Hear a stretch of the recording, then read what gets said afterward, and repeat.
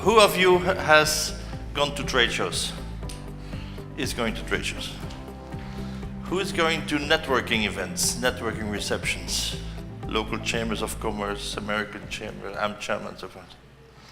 So I'm sure that you will recognize a few things here. And I'm sure of the bad things that I will tell you that some of you will have seen that, but obviously never done that. But we're going to have some fun on some of the slides. You will recognize things that you say, I've seen that before. So, there we go. This is a presentation I've done a few times. IMEX always asked me to do this presentation on the Monday before IMEX. And so, have fun. So, the art of selling and business networking at events. Networking, what does it mean? It says there. Yes. But we're not there just to network. We're actually in the business of business networking. And there's something else there. It's a reciprocal process of interchanging information to each other that benefits both people. And that's on another level than just networking and having fun and drinking some wine and laughing and telling jokes and so forth. That all has to come with it. That's the nice thing about networking. But let's not forget that for this session we have to focus. On the business. We're going to a networking event. We're going to a conference. We're going to a trade show because we want to sell, basically, or we want to buy when you're on the buyer side. So even for buyers, this is interesting information because they can analyze how they can deal with bad sellers. So, the attitude in networking and business networking is exchanging. As much as you passionately give and share, the more that will come back to you. But you need to be prepared. You do not go to IMEX without preparing yourself, I suppose. But when you're going to a networking event from, let's say, the American Chamber of Commerce, you can prepare yourself as well. Or you're coming to a site event like the one that we're hosting today, there are some ideas, there must have been some ideas in the back of your mind, some things that you wanted to accomplish whilst you were here. So it needs preparation. You need to find out who will be there and what you can possibly get out of the day. So going to, and especially trade shows, once is not enough. You must be consistent. If you really think that a trade show is where you want to sell your business, where you need to sell your business, where your clients and your prospects are coming to, you cannot do it just for once. You have to go back every time. Or at least send a colleague of yours the next time. But clients, and especially in the meetings and incentives industry, clients go to trade shows because in the short term of time, they can reconnect with existing contacts, revisit for updates, or discover new people, new destinations, new products and services. So why do you need the web network?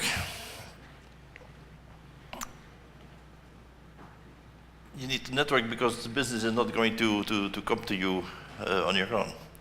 And at trade shows, just being alone on your booth and sitting behind your table and waiting for the next person to arrive is definitely not enough.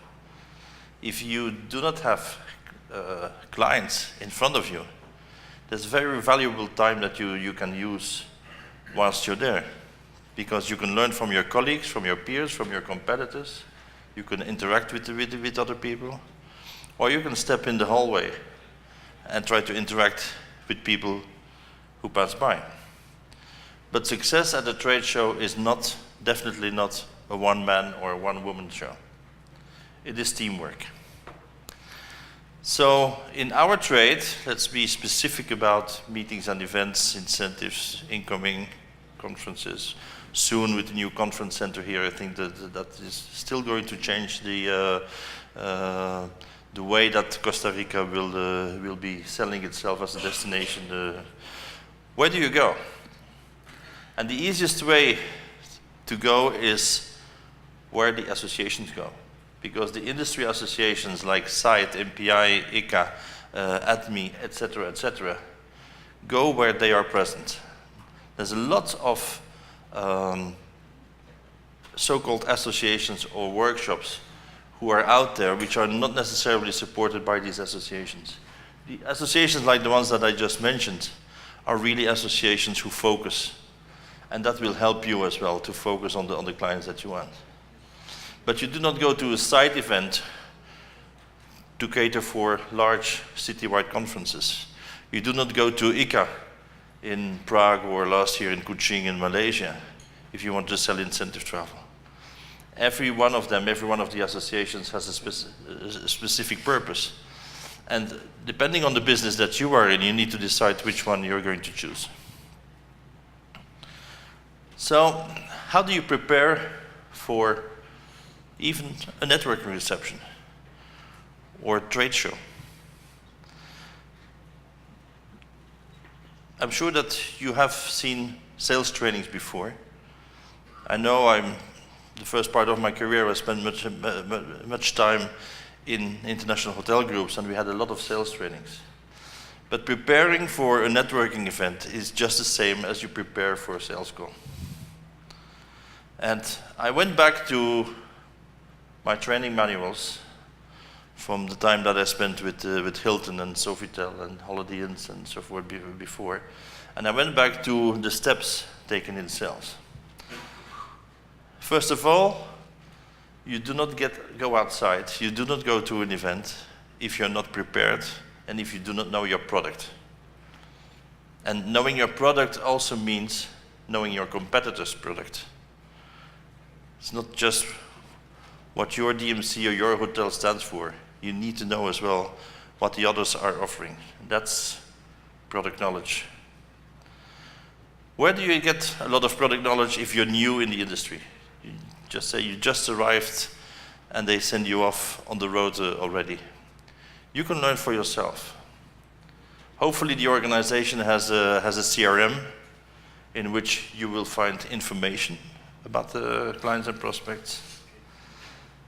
You can ask your colleagues. You can ask suppliers. Even if you're friendly with competitors, you can very often get information from competitors to be more successful, because in the end, you're all there, all together, selling the same destination. So as long as you do not talk to a client or a prospect, you need to work together, even with your competitors. Yes, Mauricio. CRM is the system in which you hold all the information, the backup information of your clients. It starts with name, address, etc., contacts, titles, but also information of exchange. You met somebody, you note down the details, and you put it in the system. With Ovation, we have opted for a system called Viper. Viper was developed as a database management system for DMCs, but Viper also has an extension into CRM. So for instance, in our CRM system, we have information about 8,000 prospects and clients around the world. The advantage of a group that we in our CRM system, we have inputs from every single destination. So every day when I'm getting RFPs in our general mailbox, and I see, oh, it's that agency from Moscow, it's going to be another RFP that we will spend time on and nobody will book. So the CRM system will tell you, will give you the backup information. But like I just this morning received an RFP for Russia, actually, out of Switzerland from a Swiss client. I could tell our partner exactly how much value that was worth, and that she could spend some time on making a good quotation for it. So CRM, a well-managed CRM is doing a lot of good for you. It contains the information. Give another example. When I started with Hilton in '92, I arrived at the Hilton in Brussels, and we found out that the person who had just left the team to open the Conrad in town had taken the whole the database, which was an Excel sheet, with her. And our managing director said, well, finally somebody's doing something with that database. So I had the same database, and the first thing that I did was qualify everything that was in the database. And the 9,000 contacts and addresses that were in that database, they were not valid. I knew there was going to be about 500 that were valid. But it took me some time to qualify that. CRM, everything turns around CRM. I'm on the CRM system every day. There's a second system for CRM, which I recommend, and Mauricio knows this very well. I have like a shadow CRM, which I have managed now for 15 years already, and that is LinkedIn. I uploaded all my contacts in LinkedIn from the beginning. I have more than 8,000 people in my personal LinkedIn account. That is CRM that updates itself, because everybody who has a profile updates it constantly when they change job and so forth. If you can spend if you're not familiar with LinkedIn, spend some time with it. You can read tutorials on the internet. You can buy a book. There's several books written about LinkedIn, but it's definitely worth it. If you have to start from zero, start with LinkedIn. Upload all your contacts that you have in Outlook, for instance, and that will get you started. Second thing, for prospecting, you need to start preparing yourself. What are you going to say? This morning we had the exercise where within a few minutes you had to find out a short presentation. But here you have more time. You have more time to prepare how are you going to present yourself. A full sales speech or a very short one, given the time. Sometimes you're only given minutes or seconds. So within those minutes and seconds, how are you going to present yourself? You definitely need to take your business cards. Never ever go to a trade show without business cards. It's the most important tool. And if you arrive there and your business cards are in the wrong suitcase that you left at home, I recommend that you print business cards on site immediately. There's always an opportunity to do that, because it's the most important sales tool that we have. You can also prepare some props. Little things that people will connect you with. When we launched Ovation 10 years ago, we used a fluffy pink teddy bear, Ovation bear, as our prop. So on all the trade shows we had these hand puppets, and we were playing around with it. We even created an award around it. But props help you as well sell your brand. So as a preparation, that's something you want to look at. Maybe, I don't know, dancing coffee bean or something. you can think about something for sure. Now the approach. The approach is really how you want to approach the people that you are going to be talking to. And therefore you need to adapt yourself specifically to that target group. Who are the people you are going to meet? If you're going to an AmCham event here in the city, you will probably meet a lot of business people. And you will have another talk with business people than the agencies, for instance, that you're going to meet at IMEX or at another trade show. So therefore, you need to analyze first who are you going to meet over there, and then think, how do these people think? Put yourself in the mind of a corporate planner. What are their needs? What are their wants? How do they talk? Even within corporations, there's different ways of talking. Within our group, within the MCI group, there's a number of groups that we work on, but we have teams who work on financial clients, because the financial language is a different language than the one that our healthcare specialists are talking. It's a completely different language. If you don't know the language of your client, you're lost, because they will understand that you don't understand their business. So you need to delve into who are you going to meet and what are the issues that they are faced with, what are the problems they are faced with. Talking about needs, and this is a whole process. I can do a 2-day seminar on analyzing needs and questioning and so forth. It is the combination of questioning techniques. And there's different types of questions. There's open questions. You ask an open question and you can get multiple replies. A closed question is like a digital question. It's yes or no. It's black or white.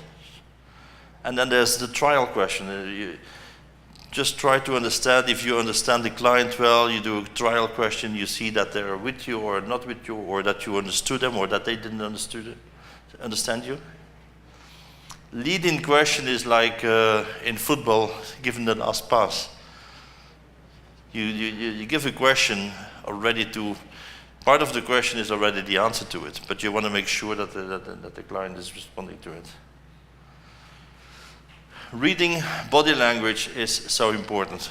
For those of you who have done telemarketing before, you know what you're missing there. You're missing the facial expressions, you're missing the body expressions of the person. So keep your eyes open when you're talking to people. It's very important. And these are all things that you can train. If you're new in the trade, most of this is stuff that you can train, that you can learn. And listening, of course, is the major. The biggest problem with salespeople is they talk too much, they don't question, and secondly, they don't listen. Yeah?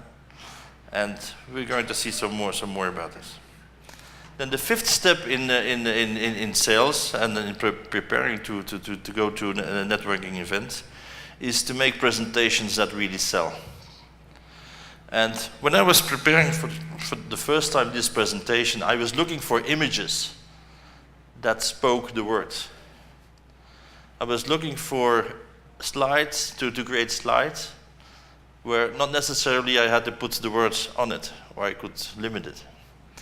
And just by accident that evening, in the couch at home with the TV on, there was a documentary about an English artist called Slinkachu, who created these little figures, put them into situations, makes pictures of them, sells the pictures, and leaves the people in the city. He left them behind. And he was doing an exhibition, or an installation, as artists call this. He was doing an installation in the city of Antwerp, and that's why it was on TV.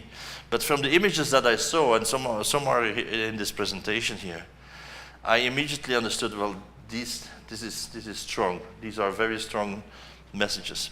So when you make your presentations, when you make your PowerPoint, forget the words. Use the pictures that sell the message. Also, if you're not an experienced salesperson, try to learn from your colleagues on how to handle objections. This is also something that you can prepare in advance. What if the person says this, how do I respond? What are the alternatives I'm giving back?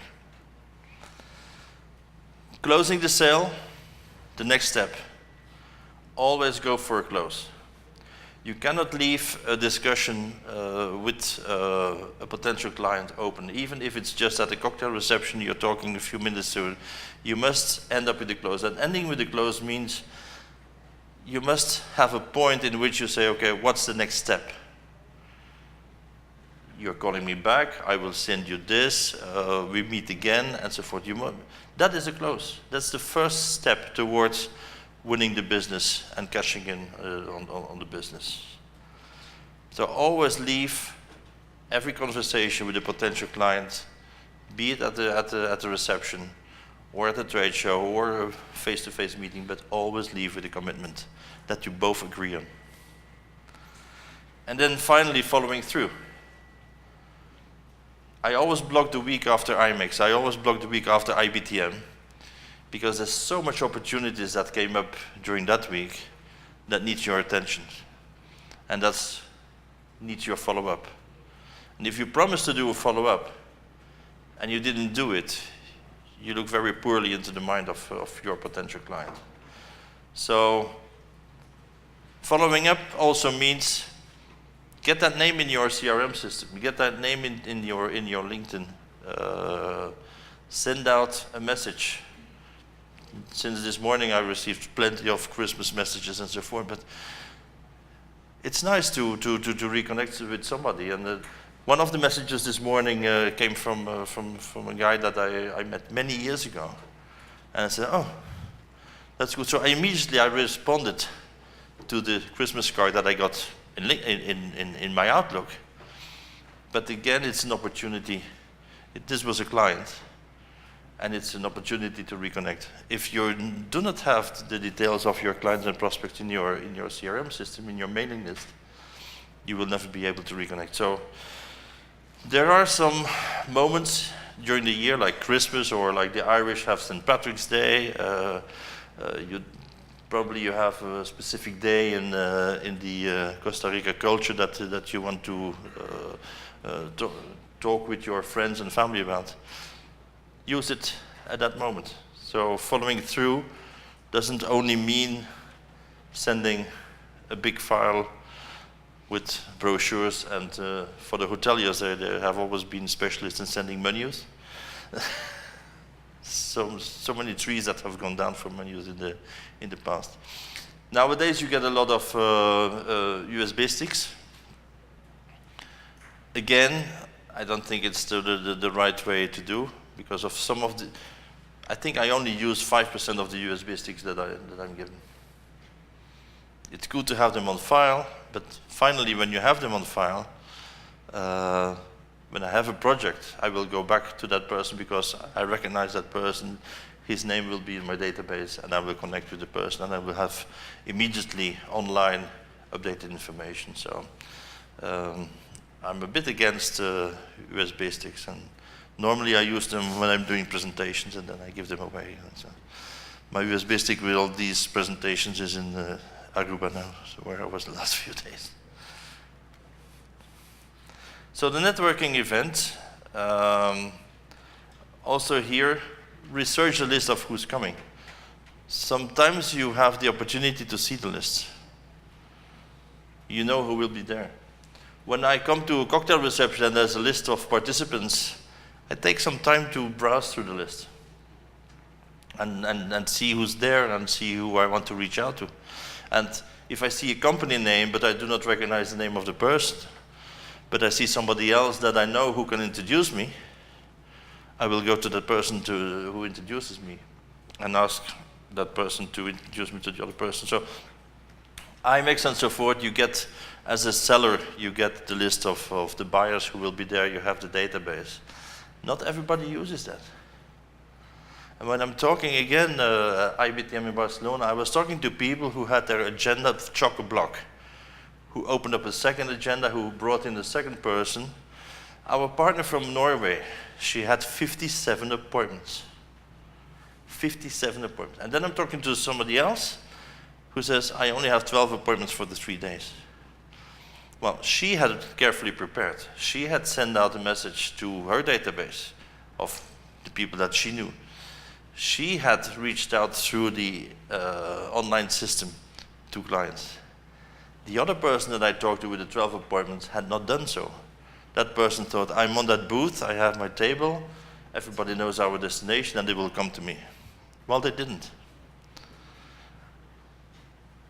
It's appalling to see sometimes that people are not using the systems that are available at no extra cost at all. So, networking tools on the trade show, I already said business cards is the most important one.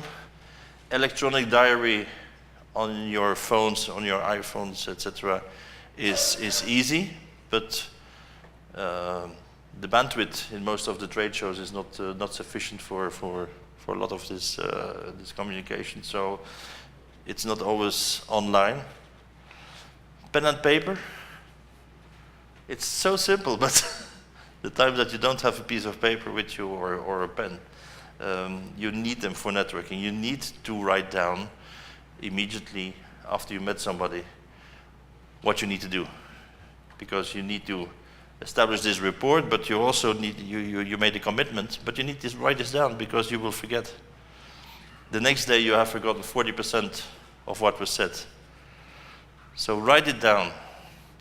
And unless you're in Japan, where it's bad manners to write something on somebody's business card, for any other country, write it down on the business card of the person. Just in a few keywords. Put it in the date that later on you do not forget when you met the person. What I do with all these business cards, when I come back from, the Monday after IBTM, each one of them that I didn't know, I send out a LinkedIn request. LinkedIn Pro, you need to pay a little to get a better service on it. But the first thing I did, I checked if those people were in our database in the company and made sure that I added their name in there. And then the card goes in the bin. Bang. The information is captured. And I used to have kilos and kilos of business cards at home, but now my wife threw them all away.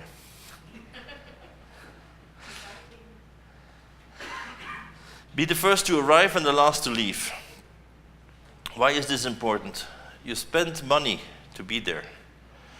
Don't come late at the cocktail reception before dinner, because there's so much time that you can spend with potential clients. As soon as you're seated at the table, you will only talk to 4 people, 2 on the left of you and 2 on the right of you.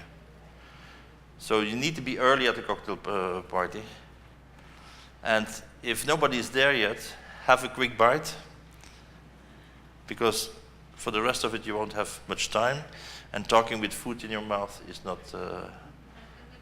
it's not proper. Not in my culture, but probably not in yours either. And at the end, be the last.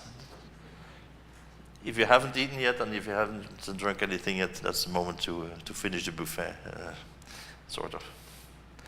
Also, wear your name tag when you wear your. If you are part of an association, wear your pin. People will recognize you.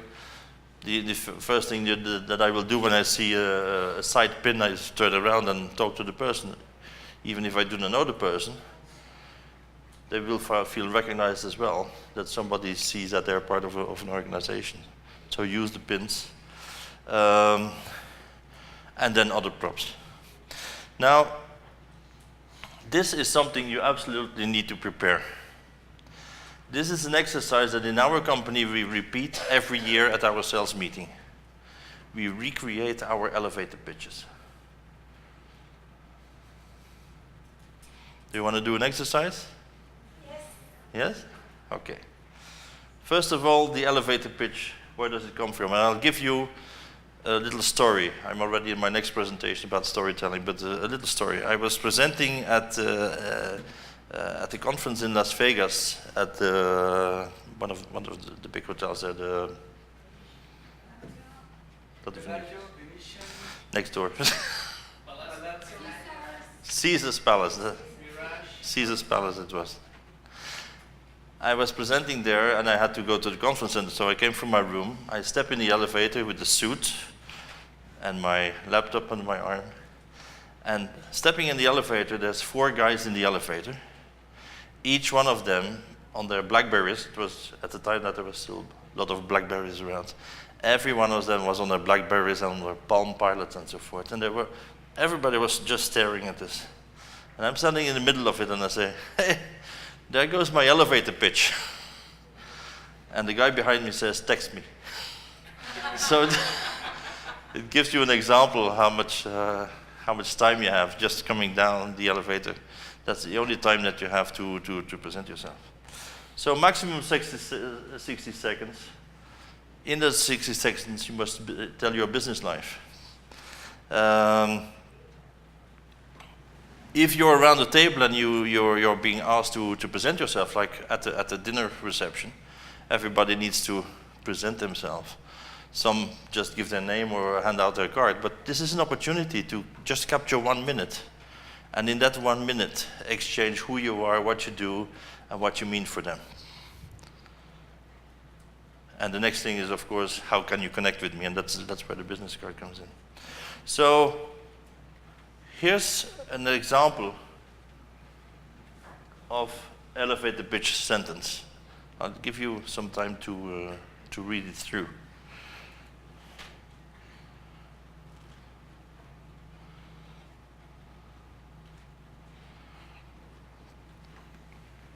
I have another one, very similar one. So let's take this one, and each one for yourself now. You create your elevator pitch, and then I'll come around the table and I will ask you what your elevator pitch is. Is that clear? This one?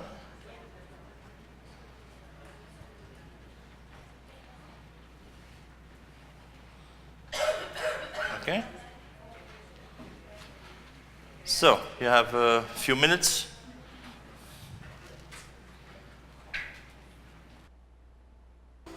We're in Las Vegas, we're at IMEX. And I'm stepping in the elevator, and you recognize me from my pin. Yeah? Or my badge. You read my badge. Okay? So, it's the bell of the elevator. Hello. Hello, how are you? Very nice to meet you. Do you always shake hands in the elevator? Yeah.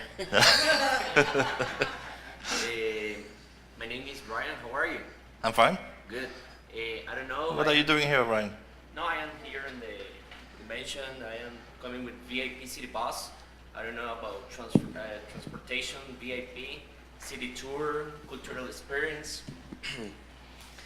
Cultural experience. I can show you if you need transportation, if you need a Costa Rican experience. I can do it for you. Yeah, that's interesting. Yeah. I don't know if you have a group. You have a 60 seconds.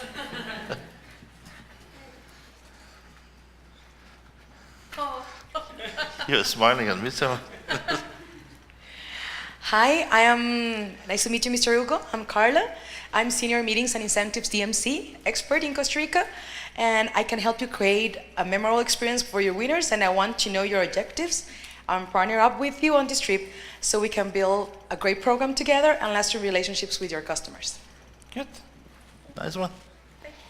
Well.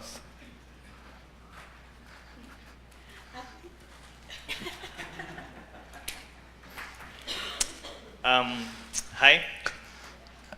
Oh, I saw you in the Daily Convention Center. Yes, I was the tour guide. No, just kidding. I'm an international CMO who helps position Costa Rica in the key markets by generating strategies that put you up to market and give you results immediately. What is a CMO? Chief Marketing Officer. Okay. Now people are turning away their gaze from me that they didn't want to speak. You just looked at me, so. I'm a MICE expert and leader who helps corporate and third parties who are my clients understand Costa Rica as a destination and have the best experience customer care so they can be the best ambassador of our country and become repeater clients. Okay, very nice. One more here. Senor. I am a serious legal player who helps my co-workers to understand how to organize their objectives so they can have good time to be creative. Nice one. Somebody else wants to go? But you see, it was not easy to... you have one more. It was not easy, even in a few minutes, to create one. Let's think that I'm being prepared for the encounter. Yes. So I normally, in the trade shows, and my friend over here, Carlos, knows that, I usually take with me some little bags of coffee. Uh-huh. Okay, so I kind of during the session for networking, I go like walking with some bags in here. And when I found a prospect, I usually go like that. Hello, my name is Pablo. Hugo, have you ever been in Costa Rica? No, I haven't. Well, let me show you the essence of Costa Rica. So I give you the bag of coffee. Great. And I said, I work for the Costa Rica CVV. If you ever have a question about my country, destination, please let me know. This is my business card. And I know you will remember me by the taste of this coffee. Thank you very much. Fantastic. This is a great example as well.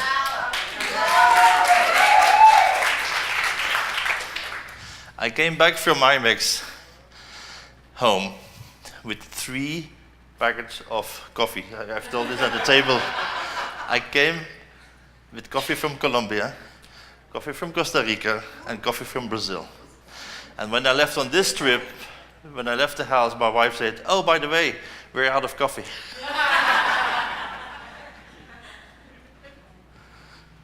Coffee is good, and the good thing about coffee is, unlike what I'm used in my country, everybody wants beer, which is too heavy to carry. Chocolates, who wherever I travel are melting, or I leave them in the plane as I did last week in Brussels, when I had to change planes in Frankfurt, so they were up there. But the coffee is definitely, and the small packages that I have seen here, is a very, very good tool to sell. But do this exercise with your teams. It will help you at any time to better sell your product, to better focus on what your benefits are and what your benefits are for the client. Do not forget to ask the person who or he or she is. Exchange your business card, because that's the step to the next round. And some of you have used terms like MICE, DMO, and so forth. First of all, the people who were using the word MICE, they should be shot. Because I do not believe in this term. There's nobody from our corporate and association clients who know what MICE is. It's a term that has been, it was hoteliers who started using MICE as an internal reference to meetings, incentives, conferences, and events, what a particular person in the team is doing. Nobody understands this. And always try to stay away from abbreviations and so forth. That's because many clients do not understand it. So make your language understood to the audience. So, what do clients and women want? What do women, that's from a movie, eh? I've used this slide so many times, and the last time there was one American who brought it back to his office, and one of the ladies in the office objected to it, and he wrote to me that I should take it out. So I've now put it in brackets. Strong partnerships. A client is looking for a strong partnership for doing business, somebody that you can count on. Not gray, but black or white. Authenticity. A client is looking for original alternatives, authentic solutions. Strong opinions. Yes, we can do, no, we can't do. Maybe, but we need to find out why. But make it strong. Don't leave it in the gray zone. Be simple. Don't complicate your phrases, don't complicate your proposals. Be honest. If you can't do something or you're not a specialist in something, just tell them. And flexibility, of course, and especially in the DMC and the hoteliers world, we know how much flexibility we need in our business. At the trade show, you walk to a group of people, and you have learned in this session here that you need to network, that you have to approach people and so forth. So the next thing that happens, you walk into this cocktail party. There's a closed group, there's 5, 6 people standing together, very close, shoulder to shoulder. They're laughing their heads off. Don't walk into that group. You will not be accepted, you will be interrupting. It will not be seen nice, or they will kick you away. Don't go into closed groups. If you recognize somebody in the closed group that you want to talk to, but you not necessarily know the person, but you see somebody else in the group that you want to talk to, try to get eye contact with that particular person. When somebody steps out of the group and greets you, that's your opportunity to get introduced. The semi-open groups are the interesting ones. 3 people standing together, it's open, you can move in there. But first of all, use your body language, use eye contact. Establish the eye contact first of all. That's the easiest way to be accepted or rejected. You can be rejected, okay. But it's a first opportunity. If 2 people are in deep conversation, don't interrupt them. Don't even try to disrupt them or try to get their attention. It's not the right time. Do another round of the room. And talking about rounds of the room, what I do at the industry events, I always walk in 8s. And over a whole evening, I go several times around the room. It allows me to see many more people than staying in one side, by the buffet or by the drinks buffet. You will only see the people that are coming in that direction. But when you move around, you see people and people see you. Dress codes, type of dress codes, it's always important. For certain events, it's important. I made a joke on Twitter last week that for this trip I needed 3 different types of dress code. Coffee plantation chic, what did I say? Desert island casual, and I forgot what the title was. But we once had a presentation on dress codes, and especially for American groups, they invent something new every other month. At site, Brenda Anderson in the past, we from the board had asked her to explain, especially the Europeans on the board, to explain what all these dress codes meant. So she made like 12 slides of different dress codes. But every dress code had a name and a picture of Elvis Presley in that particular dress code. That was funny. I lost it. Maybe I will have to do it myself again, that one. So, talk the business language of the prospect. I mentioned this before. If you do not talk the business language, you're out. If you see somebody with the badge of a pharmaceutical company and you're not familiar to work with them, it will be difficult to establish a rapport. Type of questions, we went through that. It takes time. It takes time to network and to learn to network. But as you have to do it more and more, you will learn each time from the previous experience. The easiest way to connect is through the eye contact. And here's another one. Lanyards. You know lanyards. Who invented the lanyard? I think it was a midget. Because the lanyard has the badge always here. In my case, it comes much more forward, but so many times at a trade show, you need to kneel or sit on your knees to read the badge. It's much more easy to make a connection with the person, to look in the face, to look in the eyes of the person, establish that rapport, and say hello without watching the badge. Yeah? So eye contact before badge contact is my golden rule there. Look into the eyes first. How many times have you seen this at a trade show? They're walking by and they're not even looking at your face. They're looking just at the badge, which is like in the middle of the body. It's difficult when you're small and the attendees are always like they're leaning towards. Except for the Japanese. Don't prejudge. I've seen people at trade shows that you think, okay, what is this? Or who is this? And then later on you find out that the person is somebody completely different from what you expected. I often give the example there, there's one of the top journalists in our trade from Italy. He's a cross-dresser. He's a man, but he's always walking in high-heeled shoes and dress, and he has the most beautiful dresses that I have ever seen men wear. But he's a fantastic journalist, and what he's writing about destinations is fantastic. But you see people are avoiding him or her. Well, I'm never sure how to address him, but the person is completely different, and it's very often so at trade shows. It's not by the looks of people that you will recognize who they are. Saying goodbye is difficult. Next point. You need to walk away from your little groups in which you are, or from the person that you talk to, and constantly looking over the shoulder to see if you see anybody else is body language that the person in front of you will immediately qualify as this person doesn't want to talk to me. But also, you do not have to stay too long in the same conversation.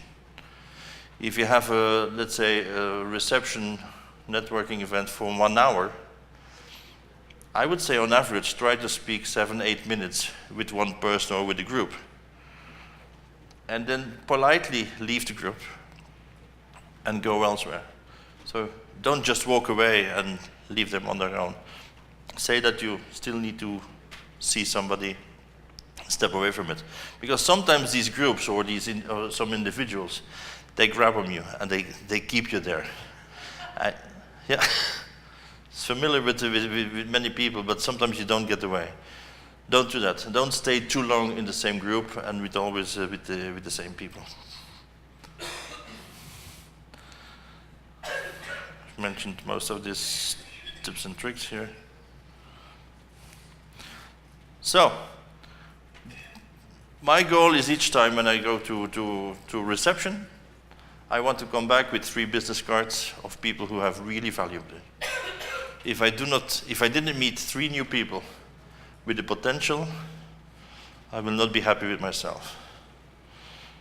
I don't need to come back with 20 business cards, but I need to come back with 3 people that I talk to within the hour and that have value.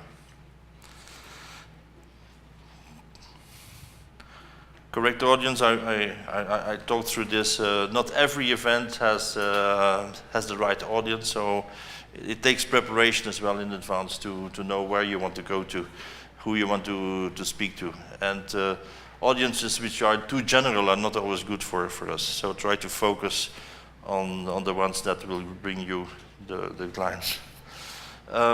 Face-to-face is and will always be the most effective way of converting an audience into a client. That's what our whole industry is about. It's meeting face to face. The more technological advanced we are getting, the more need there is and will be for these face-to-face opportunities. And therefore, I believe that trade shows, trade events, meetings, conferences, they will continue to exist because they're the most valuable exchange of information. Now, this is one of the most important slides as well of the presentation. Sell the destination first. When I was a hotelier, I was selling Bruges first. When I was in Luxembourg, I was selling Luxembourg first. In Marbella, I sold Marbella and Andalusia first. I always sell the destination first. Whatever you do, in this industry, people are interested in destinations. And from that, it trickles down. So basically, at a trade show like the Costa Rica booth, there you have what, 30 people on the booth on average? 30 people all selling the same thing. So from a destination management organization standpoint, it is very important to have the same message for everybody. So the branding of the destination, everybody should carry that same message. In good times and in bad times too. Bad times, I'll give you an example. Last year in March, we had a bombing in Brussels airport and in the Brussels station. 3 weeks later was IMEX Frankfurt. And we called the industry together And at that meeting, we decided what are we going to do, how are we going to solve it. First of all, in the immediate future, because the airport was closed. It has been closed for 5 weeks, so nobody could get in or out. But we needed to have the right information for everybody, for hoteliers, for DMCs, for PCOs, for our clients, and so forth. So the first thing that we did was create the same message, that everybody was carrying the same message across. When we talk to clients, to tourists, everybody was carrying the same message and the information on where you could find it. And what I hadn't thought about was IMEX. So at the end of the meeting, I said, guys, let us have one document. Let us do a briefing the Monday at the show. One document for everybody. They printed it so they could share it with all the clients. But also everybody, every hotelier, DMC that was on the booth had the same information, carried the same information. And we recovered very fast after what had happened. Very fast. But we had one message to carry on. Preparing for that, the night before IMEX, when I arrived in Frankfurt, Belgian TV calls me and says, we want to come to the office and interview you about how Brussels is going to recover over this. Unfortunately, I was in Frankfurt already, so I had to go to a studio in Frankfurt, and instead of an interview like I had here on the terrace earlier on with one of the press people who was here, there I was going live in the evening news in Belgium. I've never been as afraid at that moment. But the moment, an hour before, I spoke to the journalist. And by creating that document together with the Convention Bureau, I was completely prepared. So by the time I was on the live interview, it was all automatic for me. We had thought about everything, what measures were taken, how we were looking into the future, and how we were going to solve it. So messages like that for destination marketing organizations to share or to build together with the industry are very important. Always sell the destination first and have the same information available. And then secondly, after the destination, you need to sell your business model. And for some of you, the business model is you're a hotel. Hotel for tourism. Another hotel is a hotel for conferences or meetings. Another hotel would be a typical hotel for incentives. So there you have to sell your added value. Sell the added value of a DMC. What is the use of the DMC? What is the use of the right DMC? So destination first, business model second. Always talk about the values for the client and talk about the added values that you can offer, which probably your competitor cannot. This phrase I have in my office at home in a frame on the wall since 35 years. Selling is not telling but asking.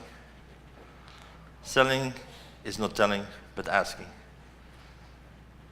How many times you have salespeople coming to you? We have 126 rooms, 5 restaurants, and they go on and they go on and go on. And you do a site inspection of a hotel, and in the room they tell you that there's a telephone, of course there's a telephone, and a TV, and a minibar, and so forth. That's not the value.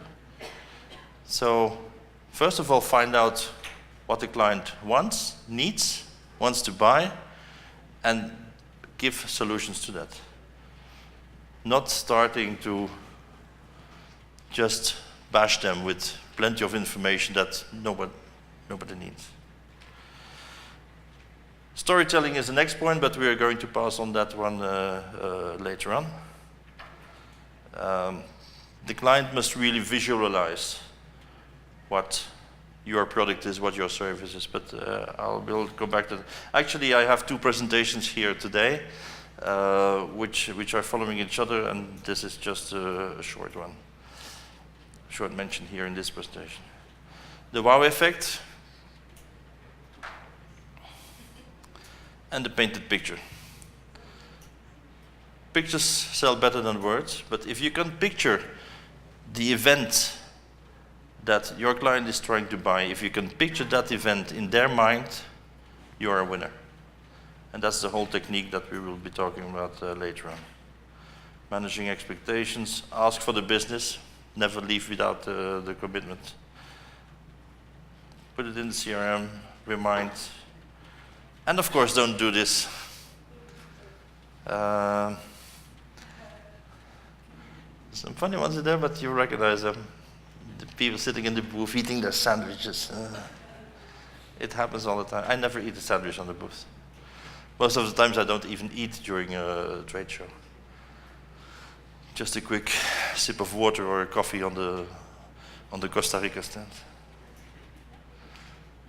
And you can be sure that in the morning at 10 o'clock, the first people that you see at the trade show, that you know how much time they have been out the night before. That's,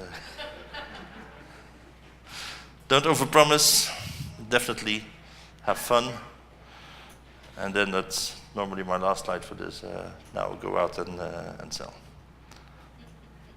So as well, this presentation will be available to you. I've already sent it to Mauricio in PDF format, so you can either post it or put it on your website. The artist is called Slinkachu. This is one of the books that he edited, Little People in the City. That's the end. So, to reach me, any questions, you again have my details here, LinkedIn. As I said, during lunch on our table, there's already 2 people who connected with me on Facebook. 3 people have sent me a LinkedIn request, and I haven't checked Tinder yet, but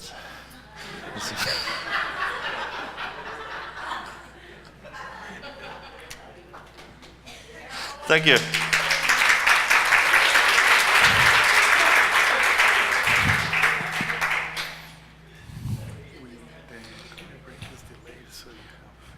Can we do the coffee break first? No. Okay.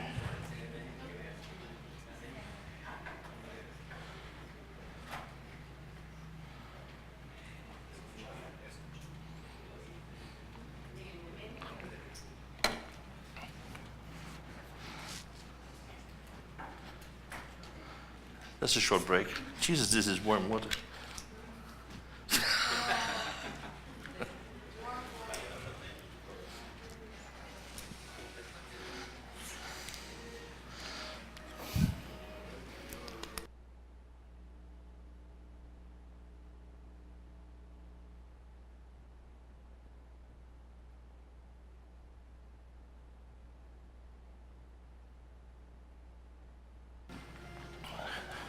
There we go.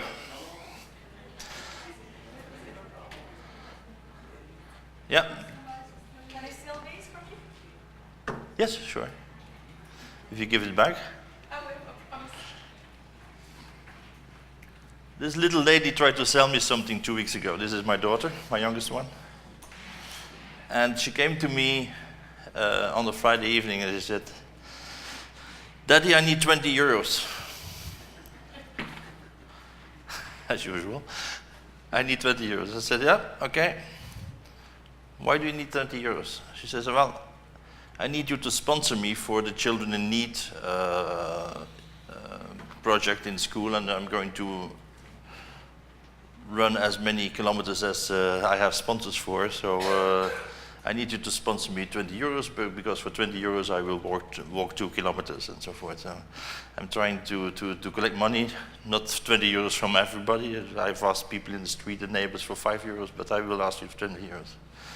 I said, that's all good, but what is this Children in Need? I do not understand it. And she said, well, let me tell you a story. And she started telling a story about a little boy who didn't have the school material in their school because his parents arrived from Iraq, actually, and it was very, very limited. And this campaign would help boys like this. And she said, well, there's another story that I heard in school. There's this little girl that felt that she didn't have soap and bathing foam to have a good wash because they're very poor. Daddy is in jail, and this little girl needs something. So she was using storytelling to reinforce a message to me of buying something from her. And this was what actually a few days before I had to do this presentation the first time. So I thought, okay, I need to go to Iceland to teach about storytelling, and she's doing it with me now here. So that's why I put her picture up there first. Selling by the storytelling. Why is storytelling such a powerful tool? Just think about your own past. Every history, every culture has stories, and stories cover a message or bring a message along. And when I look back into my library at home, the picture on the left is from a Dutch book called Klei en Zout Water, Clay and Salty Water. It's from a young boy in the flatlands in Holland, who, when he was 12 years, started working on sailing ships. This was 17th century, and traveled the world. And actually, the book Klei en Zout Water is the story of the life of this boy, who later on becomes a captain and so forth. The story of this boy was he discovered through first step, getting on the ship and getting to the next country, which was Germany in that case. But he started discovering a world. Actually, that book was the beginning of my future, because later on, my dream in life was to see the world. And I'm at country number 72 for the moment, I think, that I've covered. So, again, it covers us a story. Later on, The Little Prince, Le Petit Prince in French, from the Saint-Exupéry, a fantastic book about values, primarily. The 1 Minute Manager, a book about values in business. Paulo Coelho, going deeper into the psyche of people. So every book, every story carries a message. And the best way to convey a message is through telling a story. Now, of course, you must interest the people. And there's two ways that you can sell or present something. You can involve your audience. You can have a captivating presentation that everybody follows you. Or in the second case, you do a 77 PowerPoint presentation with too many words on every slide, and you will lose the audience because you're not capturing their attention. That has happened to me as well. It's better when you tell a story in the form of something that people can picture themselves in. Stories create a bond as well with the person, because they remember that you told that story. A recent study in Germany in 2017, the Direct Marketing Association published a study, Direct Marketing Insights 2017. In there they have 7 disciplines which are central and crucial to digital marketing. The third one is storytelling. It's nothing about digital. The third one is saying storytelling. If you're going digital, storytelling is so important for the message getting across. Here's a nice quote from Seth Godin. Companies like Starbucks, like Apple and so forth, they all create conversations. Look at this one. Who remembers this from last year? What was this all about?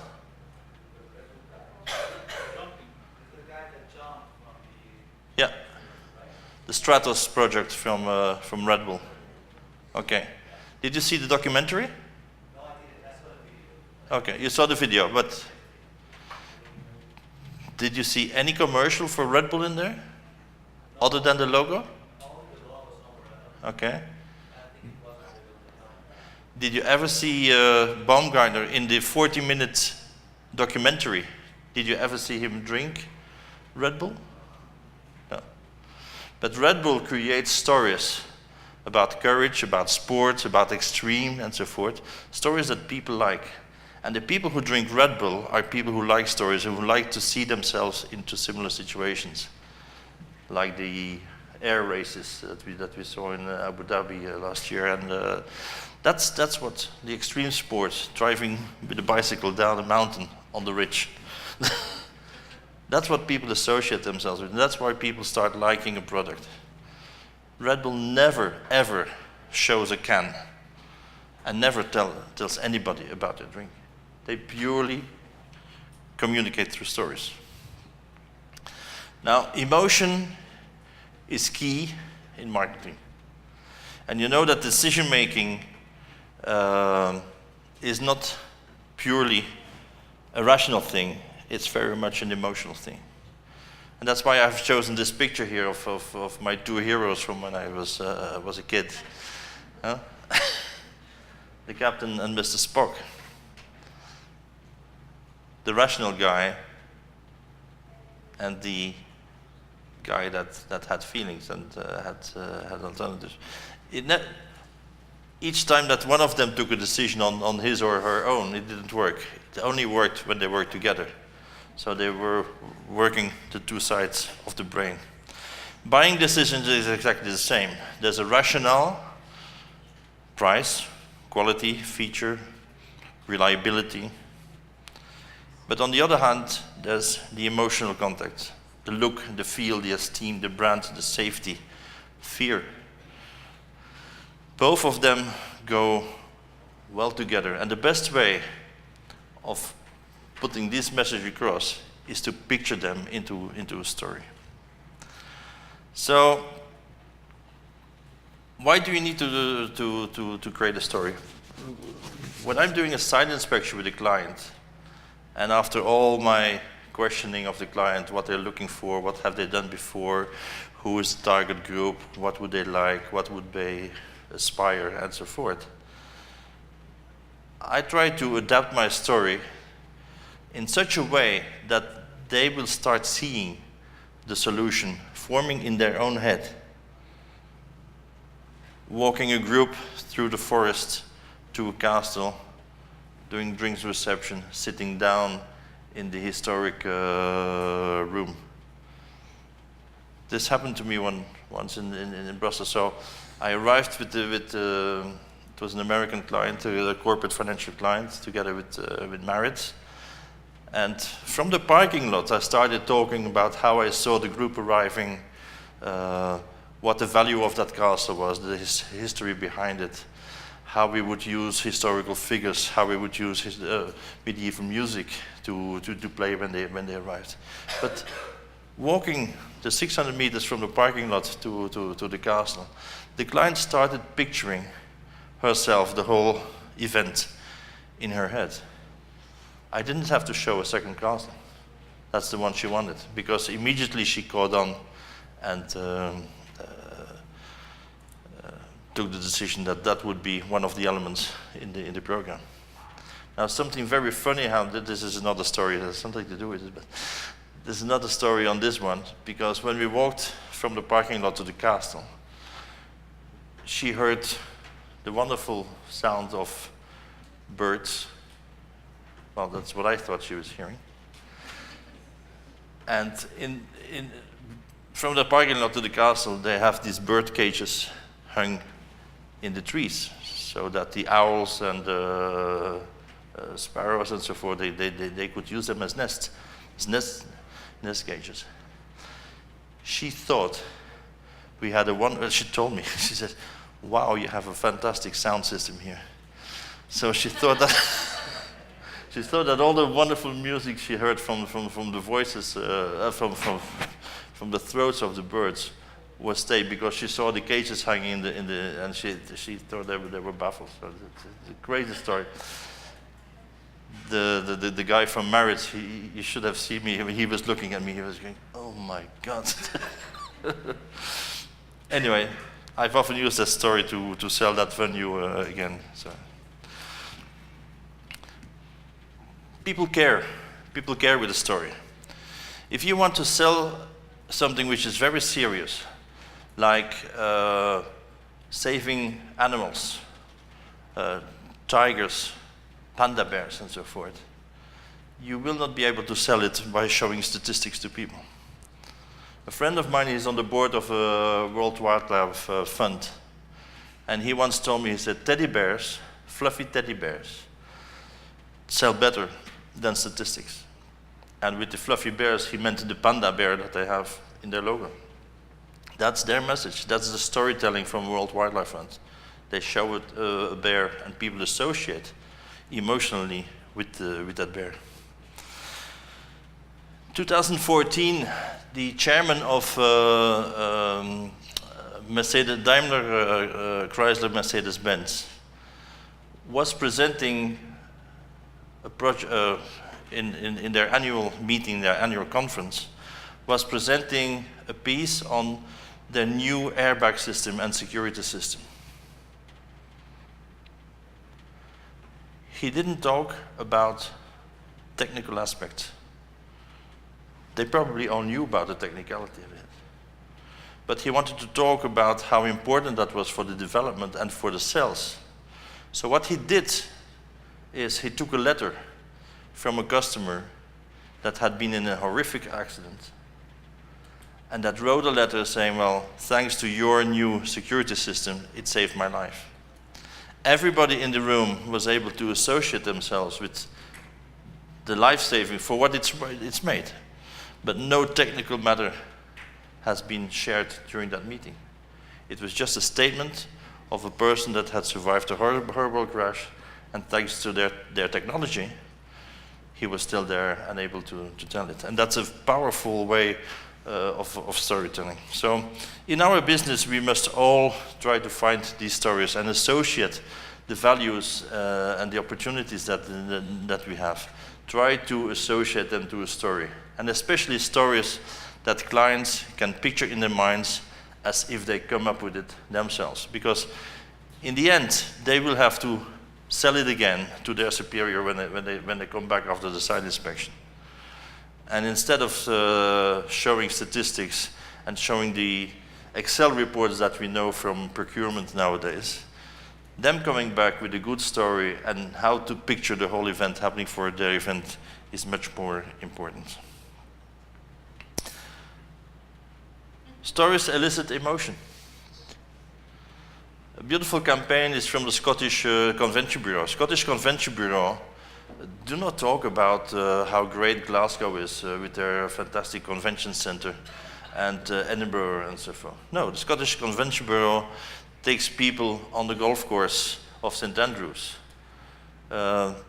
takes them to a pub where they meet with the locals, takes them on an event, this is about the commercial, but takes them on an event where everybody is wearing a kilt. That's storytelling. That's the way they sell Scotland.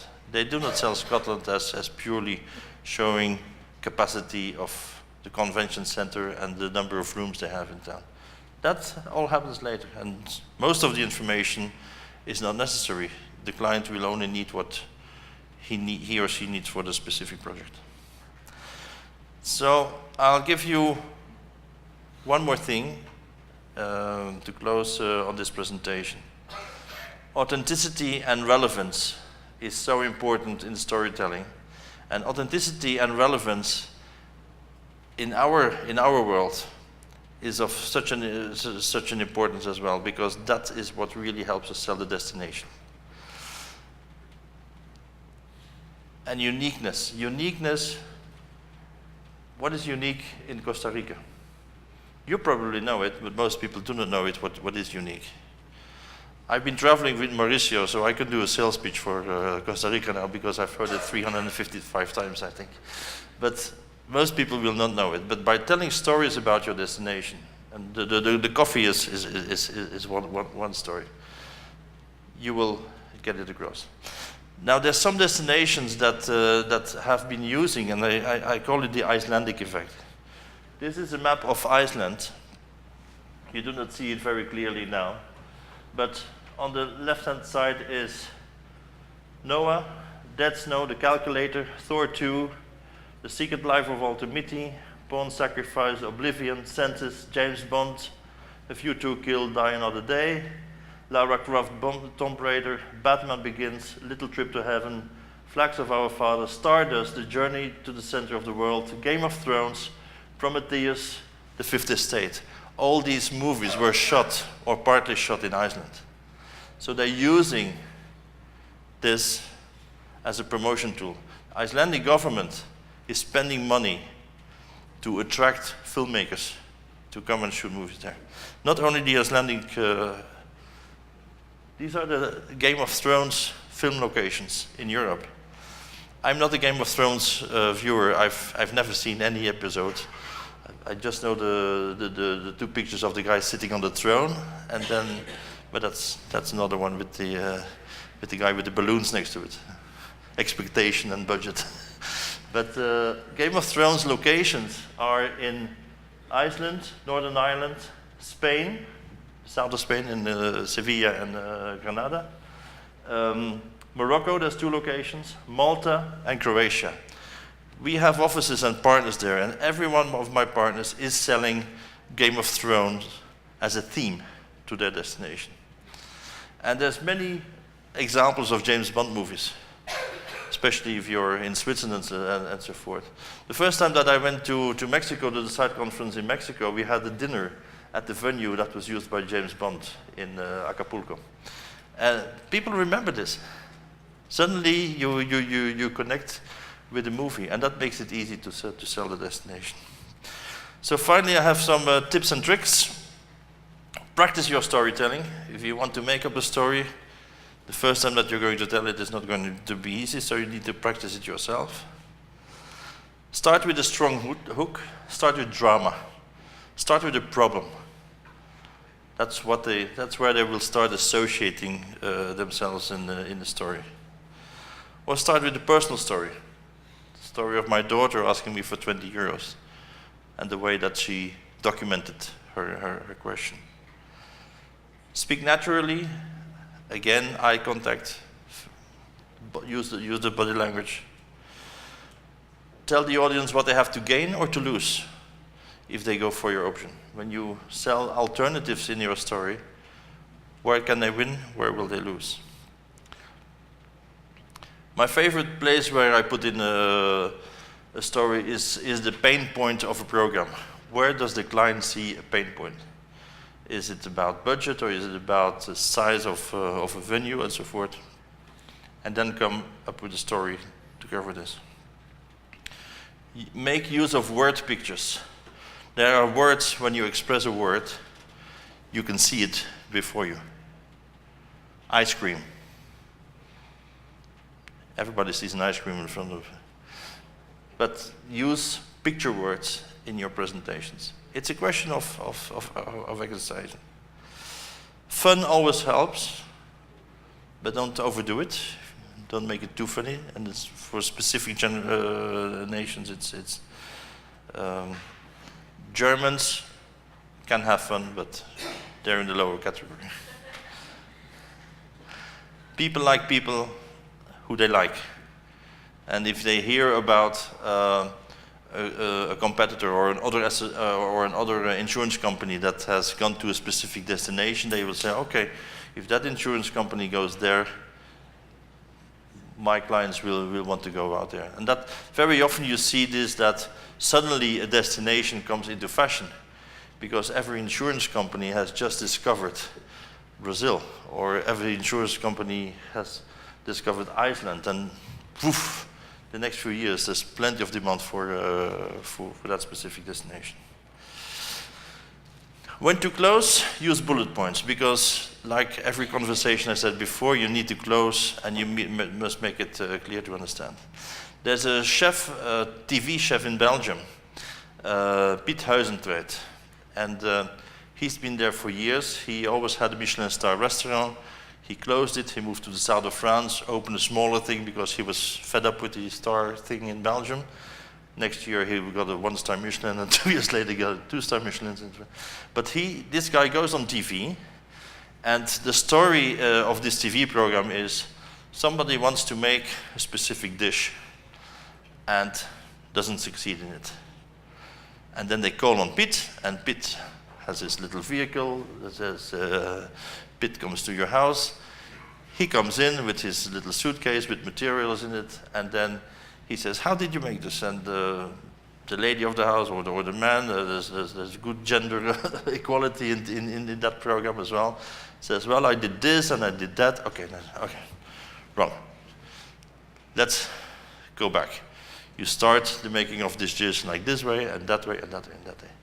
And he takes them through the whole process, and at the end they make the good cake, or they present the fish as it was supposed to be presented. No, that's a dead corpse, but that's something nice to eat. But he takes them through the process.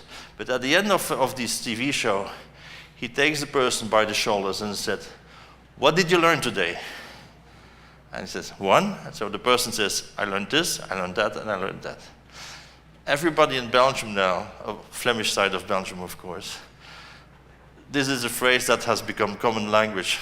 What did you learn today? And it's just summing up the good points. And the same thing you need to do in your sales talk. You need, at the end, remind the person what are the 3 main reasons, or 4 main reasons, why they should go into C with you on this project. Use storytelling. There's always a place for a story that can transport people to another place. That's the J.K. Rowling's phrase. Thank you very much. That was my story today. And I'll be happy to continue the conversation later.